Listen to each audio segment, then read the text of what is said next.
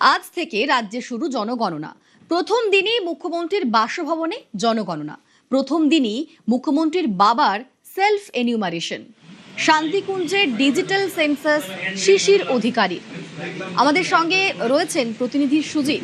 সুজিত, আজকে জনগণনা শুরুর দিন আর হাতে খড়ি হলো শিশির অধিকারীকে দিয়ে।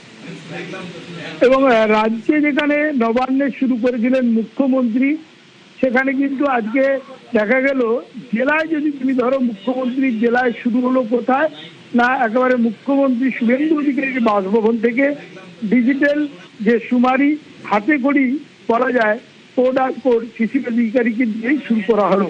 নবান্ন থেকে জনগণনা কর্মসূচির সূচনা করেছিলেন শুভেন্দু অধিকারী। জেলায় জেলায় শনিবার থেকেই শুরু হয়েছে ডিজিটাল পদ্ধতিতে সুমারি।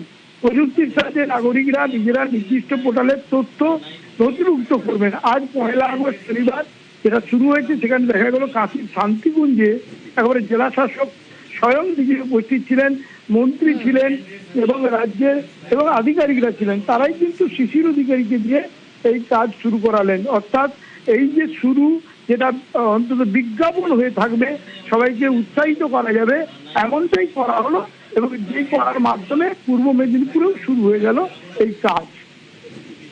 বেশ, ধন্যবাদ সুজিত। আজ থেকেই রাজ্যে শুরু হলো জনগণনা আর প্রথম দিনই মুখ্যমন্ত্রীর বাসভবনে জনগণনা।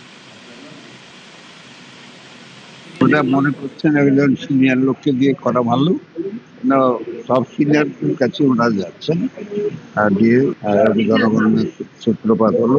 যেমন মুখ্যমন্ত্রী নবান্ন থেকে শুরু করেছেন এবং আমার জেলায় ডিস্ট্রিক্ট ম্যাজিস্ট্রেট সহ তার টিম, পুরো টিম এখানে প্রথম শুরু করলেন।